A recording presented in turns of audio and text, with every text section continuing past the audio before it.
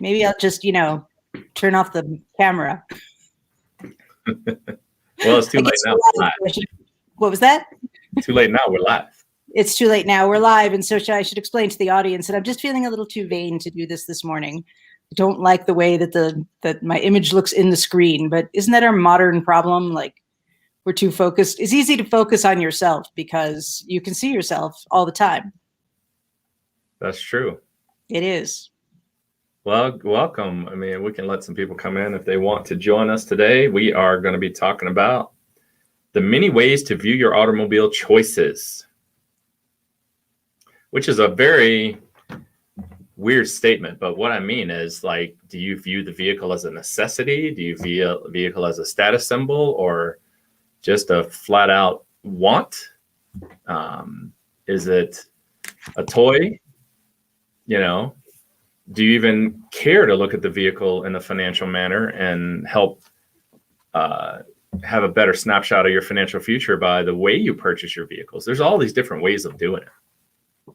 That's true. We were having an interesting conversation yesterday with somebody who came into the office who was young and like didn't realize that when you become an auto broker, you have to learn to understand the reasons that other people buy cars, not just the reason that you yourself would buy a car. It's kind of interesting. That's right. And it's different for everybody. It is. It's really not. It's not something that I think any of us can even tell. I mean, you have to get to that point where you're like, okay, here's what I want to view my vehicles as. I was discussing this yesterday with a gentleman who was looking to spend, $60,000 to $70,000 on a car, and we're trying to decide, do you want to put your money into the car? Do you want to invest it into the market? I don't do the investing part of it, but I can help you understand where your money's going to go in a vehicle. And we all kind of know, right? It's going to go to zero. Right. Yeah. Yeah. Your car is never an investment, but people do often want to see it that way. And wouldn't it be nice? Like, it would be nice if your car was an investment, like your house was an investment, and it would actually go up in value, but it never actually happens that way. I don't think I've seen that happen. I have seen it go up. I've seen vehicles go up, but banking on that is something that I think you're better off going to Vegas, Yeah, or your financial advisor. But yes, that is true. Yeah. So when you buy a car, like, what's your first thing that you're concerned about? As I get older, it's more about comfort, for me. That's one of the things I put in the description. It's like, I like to be comfortable in the vehicle. When I was younger, I liked, sportier feel, a tighter feel. Yeah. But now I'm like, no, it's got to be more comfortable. It's got to be bigger. I'm a bigger dude, so I need to be able to get in and out of the car easier. So, but I do pay attention to how they impact me financially. Yeah. Well, that's a smart thing to do. And how do they impact you financially? Well, they always take my money. Right. Good point. So I try to figure out the best way to let it take that money without me having to really worry about it. That's why I pick leasing all the time for the cars that we have, because I like having a clear-cut path of where the money's going. I don't like the emergency spike, when it goes up, we got to fix the engine. We got to fix this. We got to fix that. I don't like that. Right. But that's me, No, that's true. Yeah. I mean, that, for me, nothing has changed, which I kind of find interesting. That when I first started buying cars, I was mostly interested in gas mileage. And once again, I'm mostly interested in gas mileage. To this day, I just find it difficult to stop and go to the gas station. I really hate that. So I want to minimize it as much as I can. I think you're getting to a wondrous time for you because the electric cars are coming out. So you're going to be able to do that.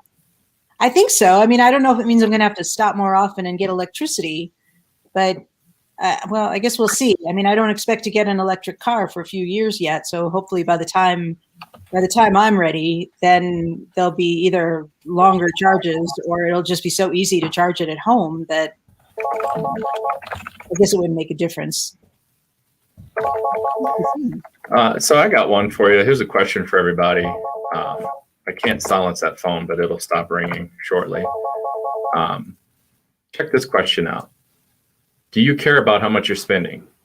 Like, most people I talk to talk about the transaction and not the long-term effects. Yeah. Like, just the transaction. Like, okay, I have this much money to get this car, or I have this much payment that I can afford for this car. So my question to everybody is, do you even care how much you're going to spend over the next 10 years? That's a good question. Do you care? You know, if you don't care, I mean, that's cool. But what about you? Do you care, Bonnie? Yeah, I do. I mean, I want my car to be as minimal of an expense as I can make it. That's that's very important. And so, like, if somebody said to me, you know, I'm thinking of buying this car, and they said, "Oh, but you're going to spend $20,000 over the next 5 years maintaining it," that would stop me. But I don't know if most people think of it that way. Well, some folks, some of us, it's like, well, I know that, but I still want that car because I want to be comfortable. So you see the needs, you know, some needs are, I don't know if they're needs, but it's like comfort is a reason that people purchase stuff, or they got to have a third row seat for the kids, or they have to have enough gas mileage to drive as much as they drive. So there's all these different necessities, but then there's also the toys that people buy that are just wants, you know, they get this specific truck or whatever, and they know they don't need it, but they still want it. True. What I wonder is, so I've been buying the same kinds of cars for years. Like, I started out with a base model Toyota Tercel back in the 90s, and it didn't even have a radio. Like, I had to get an aftermarket radio. And so at this point, I have graduated to a vehicle that has a windshield wiper at the rear window. Like, this is my idea of luxury. That's a luxury item for you? That's a luxury item for me. I've never had that before. And it's got Bluetooth, which I just think is magnificent. And but I feel like that's all I really need. And so when I think about spending more, like, could I go from a Toyota Prius to like a Cadillac Lyriq that I've talked about doing when it comes out in 2022, which will be an electric, but it'll have every feature in the world because it's a luxury car.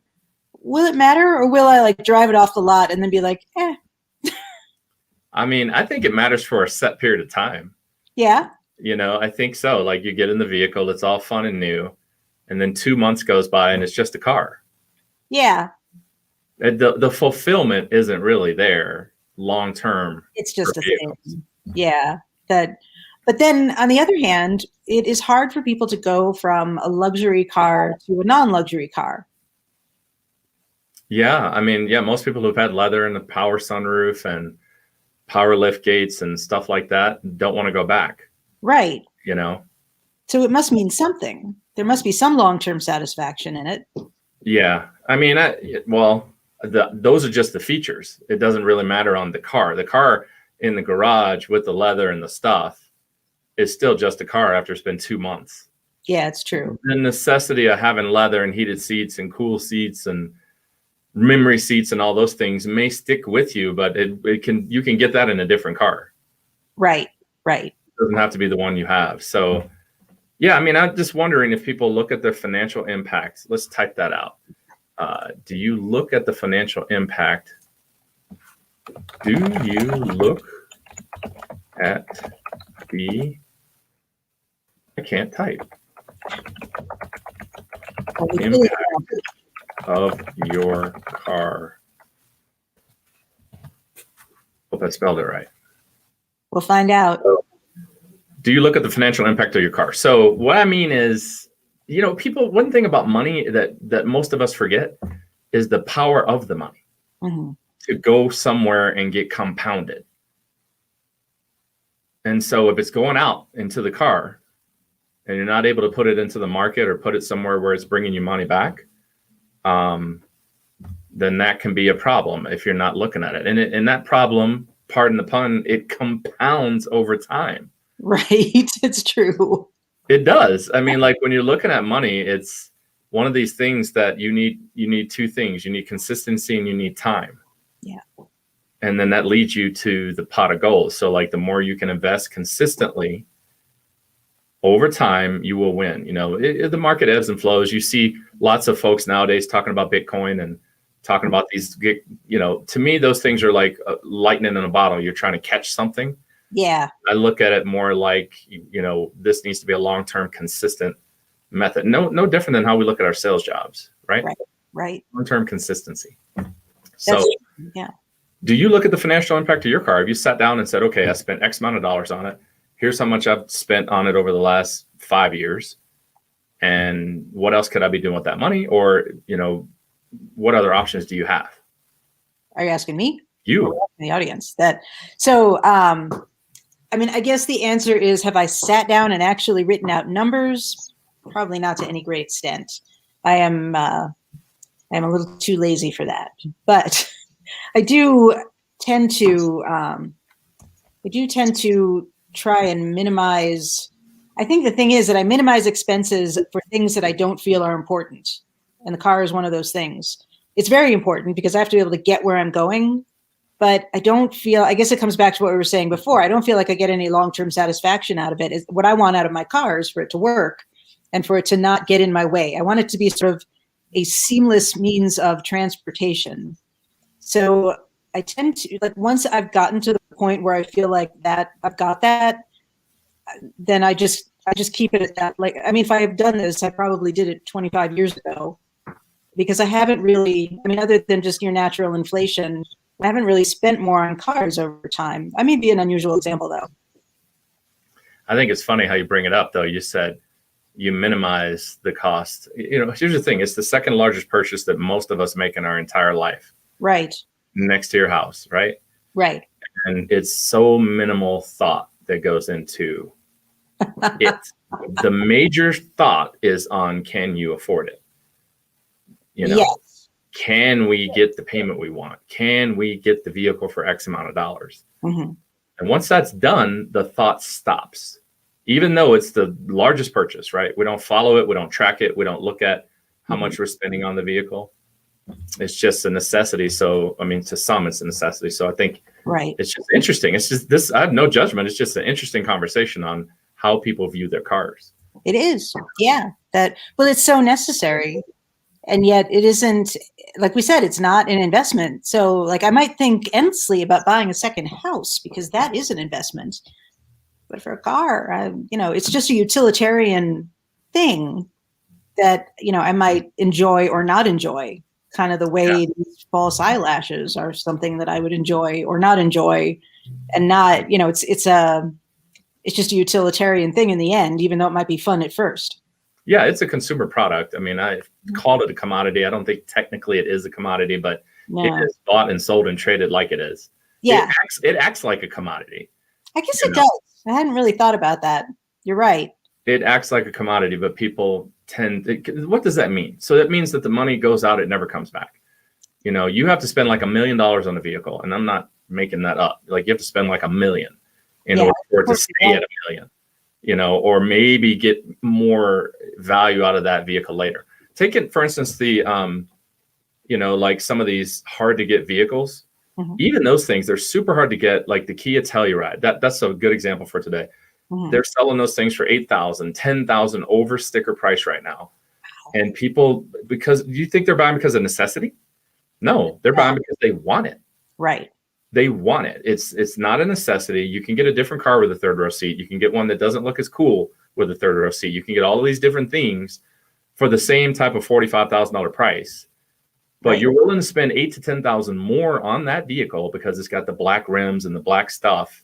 And it's, they call it the Nightfall edition or something like that. Yeah. But that car, seriously, I was in the dealership with you. And the guy was like, yeah, we're selling these for $8 to $15 over sticker. I remember that. Yeah. But here's the thing. 2 years goes by. Is it still worth $8,000 to $15,000 more than another one that's 2 years old? No. You know that answer. The answer is absolutely not. Right. It is not. So you have to look at yourself before you purchase your cars, guys. And it's like, are you doing it because you just want to? Which I'm not saying is wrong. If that's what you want and you've worked hard and you earned it, then go ahead and do it. Have fun with it. But don't make a mistake that it's going to be worth more later. Right. I've got the Nightfall edition 2018. It's like, okay, it's still a 2018 with 35,000 miles on it. Right. It is a CAR to me. Yep. It does. I heard something really interesting last night, which is that scientists say that we make decisions long before, like, our brains know what we're going to do long before we actually think we've made a decision. And I'm sure that's true with cars too, that we do tend to, like, make choices and then rationalize how we're going to get the thing that we've chosen. I don't know if it's subconscious or conscious. I find that the longer I think about buying something, the less I need it. Yeah, it's true. Yeah, that's just my personality. It's like if I really, really need it, I've already purchased it or Yeah, clicked buttons and made the purchase, or I'm planning to go get it tomorrow or whatever. But right. the longer I'm sitting there agonizing over should I do it, should I not do it, I don't need it. No, right. Yeah. It's just a That's the thing want. is sometimes there is a value in just having fun with a thing. That Yeah. if you can afford it and you want to spend an $8,000 over MSRP for a Telluride, then why not? I mean, you can certainly do that. I think the problem comes in when people can't really afford it. And they're trying to justify why they should. Yeah. They get them all confused and messed up. It's like, no, you just need a Palisade. You don't need a Telluride. Right. You're trying to move 3 kids around. Right. This isn't a fun purchase today. Later on, Right. you can plan to do a fun car purchase where it's just, I know I'm going to blow all this money. I'm just going to do it because I really want it and I've worked hard. There's nothing wrong with that. No, right. But when they get confused and you need it, but you really aren't understanding that the only reason you need it is because you want it, then the overspending happens. Then these problems arise. Right. And that's just basically emotion, So do you look at that's the thing. Do you look at your vehicles emotionally or Right. is it objectively, Bonnie? Objectively, but I think most people make decisions emotionally. That's just kind of what we do. That's just how we are. But I think all of this is to say that that's why when you come in, we may suggest things that you didn't think of because we're trying to help you make good financial decisions. So we just make suggestions, you make the decisions. It's not our choice, but that's why that's part of our role is to help people get around the emotional decision making that they regret later on. I think that's been in the car business as long as I have. I usually look at them objectively. Yeah. Usually. I mean, that's just my natural state when it comes to vehicles, which serves some people really well and some people that have a lot of wants. It doesn't serve them so well. So I have to take a step back and go, okay, this is a fun purchase. Right. This has nothing to do. But, the client will tell you, I need it. And I'm like, no, you don't.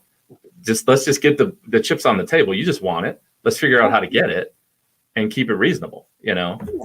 So, but I think if you're out there in the audience and you're thinking about your vehicles and this video has sparked any thinking for you, then that's what it's intended to do. What are you looking at your vehicles as? Are you looking at them emotionally or objectively? Mm-hmm. And, if you're in the accumulation phase, in the investment world, they have accumulation phase, distribution phase. I'm sure there's some other phases that the fact checkers can put in the comments. But, for me, if you're in the accumulation phase, I tend to stay in the objective standpoint. Like we need to stay objective on what we're doing. Mm-hmm. That means balancing your budget. That means keeping it within the payment range you need to be in or the amount of money you have saved to spend. So that's hard for people. What do you think when you're sitting with clients? Let's say that again, the last piece. What do you think when you're sitting with clients? Do these things come up? Sometimes they do. I'm not sure if they come up in the same way that just because of the way that like the clients that I work really well with tend to be people who are slow decision makers. So sometimes it comes up at the beginning, but it doesn't stay that way. Or, or we arrive at a point where I have to ask the question, like, is this a good financial decision for you? And, but I don't know that it's the same as, it depends who you're talking to. It's funny because, my mom used to have this argument with me when I was like 13, mm-hmm. I wanted the new Michael Jordan Air Jordans. Right. I wanted the Air Jordans. I had to have them. And she bought me some Zips at Piggly Wiggly. They were plastic bottom shoes. They served the same purpose. I could actually slide better in those shoes on asphalt when I was running around the neighborhood. That's funny. But, you have I had all these wars inside of me why I need to have this shoe. Yeah. This pair of shoes. I mean, I spent many years buying these Jordans and I haven't had a pair now in probably 20 something years. But, the thing is, I spent a lot of time doing it and that money never comes back. You put the money into these Jordans and you wear them and they're worth $5, Right. Yeah. We do things like that for all kinds of reasons though. I mean, sometimes we do it because it makes us part of a club or, celebrity influence is something that I find interesting. I've mainly found it interesting because like what a celebrity is to me and what a celebrity is to other people is not always the same thing. Because, we all have the people that we like to follow, but I had thought I was immune to celebrity influence, but nope. It turns out that the people that I follow and that I admire, I actually do tend to follow their recommendations. Yeah, their influencers are a real deal. Mm-hmm. Well, who influences you? Give us an example. Micara Tours. She's a YouTube costume. She does comedy sewing videos. I tend to be influenced by. I listen to a lot of like intellectual, religious content, and I tend to be influenced by those people about what kind of books to buy and stuff like that. I'm on the YouTube channel now, and so Micara Tours. 1.6 million subscribers, and I bought a house, making a Valentine's Day dress. This just looks like you, Bonnie, with stuff you do. Yeah, exactly. That's why I like her so much. But she, we're coming back to the false eyelashes, but it never occurred to me to try false eyelashes until she did a hilarious commercial about them. And I bought 3 pairs.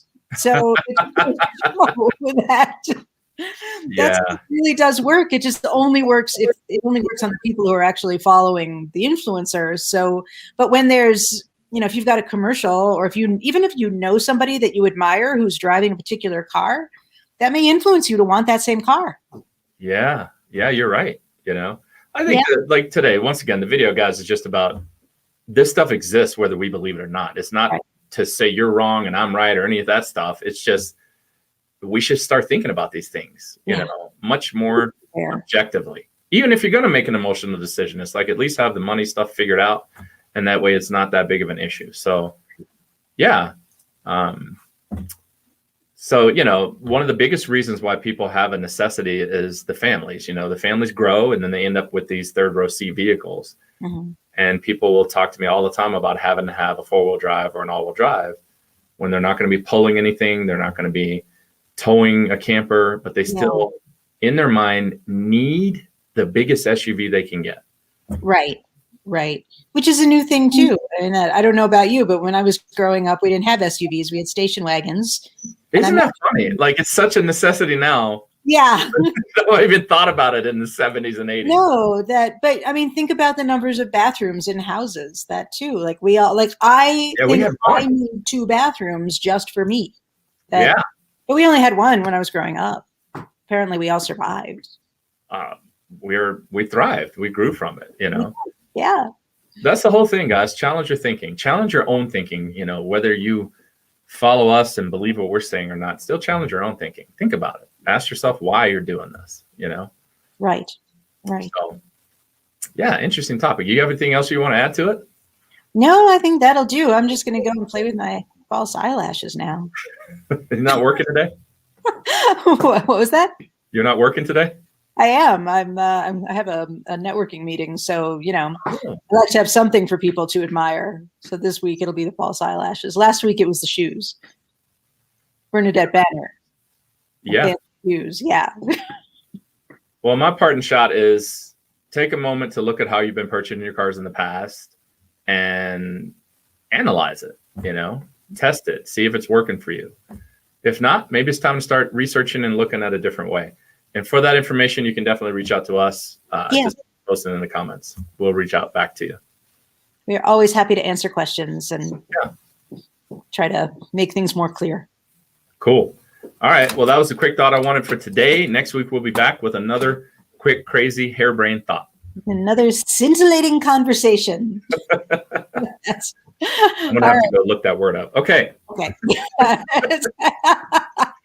right, guys. Have a great day.